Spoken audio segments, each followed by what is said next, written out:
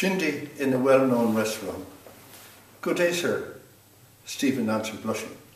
"The letter is not mine. Mr. Garrett Deasy asked me to bring it to..." "Oh, I know him," Miles Crawford said. "And I knew his wife too. Bloodiest old tartar God ever made. By Jesus, she'd a foot and mouth disease and no mistake.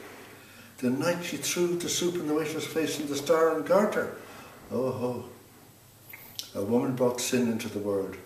For Helen, the runaway wife of Menelaus, 10 years the Greeks. O'Rourke, Prince of Breffni." "Is he a widower?" Stephen asked. "Aye, a grass one," Miles Crawford said, his eye running down the typescript. "Emperor's horses, Habsburg. An Irishman saved his life on the ramparts of Vienna. Don't you forget. Maximilian Carl O'Donnell, Graf von Tyrconnell in Ireland, sent his heir over to make the king an Austrian field marshal now. Going to be trouble there one day. Wild geese. Oh yes, every time. Don't you forget that." "The moot point is, he did forget it," J.J. O'Malloy said quietly, turning a horseshoe paperweight. "Saving princes is a thank you job."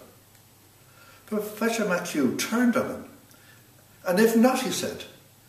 "I'll tell you how it was," Miles Crawford began. "A Hungarian was one day lost causes." Noble Marquis mentioned. "We were always loyal to lost causes," the professor said. "Success for us is the death of intellect and imagination. We were never loyal to the successful. We served them. I teach blatant Latin language. I speak the tongue of a race, the acme of whose mentality is the maximum. Time is money. Material domination, dominus. Lord, where is the spirituality? Lord Jesus, Lord Salisbury, a sofa in a weekend club. But the Greek, Kyrie eleison. A smile of light brightened his dark-rimmed eyes, lengthened his long lips. The Greek, he said again. Kyrios, shining word. The vows of the Semite and the accent know not. Kyrie, the radiance of the intellect.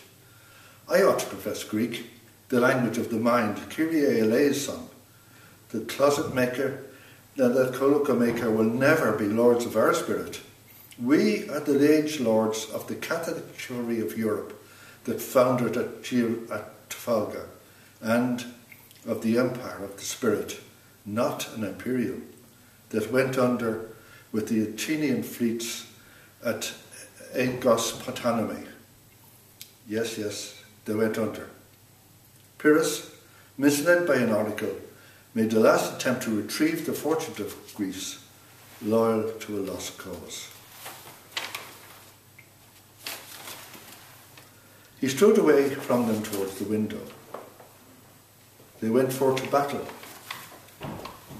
Mr. O'Madden Burke said greyly, but they always fell. Boo! Leatherhen wept with little noise, owing to a break retrieved in the latter half of the matinee. Poor Pyrrhus.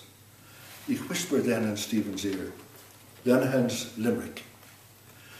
There's a ponderous pundit McHugh who wears goggles of ebony hue. As he mostly sees double, to wear them, why trouble? I can't see the Joe Miller, can you? A mourning for Satellust, Mulligan says, whose mother is beastly dead. Miles Crawford grabbed the sheets into a side pocket. That'll be all right, he said. I'll read it after. That'll be all right. Lenin extended both hands in protest. But my riddle, he said. What opera is like a railway line? Opera? Mr. O'Madden Burke's sphinx face riddled. Lenin announced gladly, the Rose of Castile. See the wheeze? Rose of Castile. Gee. He poked Mr. O'Madden mildly in the spleen. Mr. O'Madden Burke fell back with grace on his umbrella, feigning a gasp. Help, he sighed. I feel a strong weakness. Lenehan, rising on tiptoe, fanned his face rapidly with rustling tissues. The professor, returning by way of the files, swept his hand across Stephen's and Mr. O'Banninsberg's loose ties. Paris, past and present, he said, you look like communards. Like fellows who blew up the Bastille, J.J. Malloy said with quiet mockery. Or was it you shot the Lord Lieutenant of Finland between you? You look as though you had done the deed. General Bobirikov.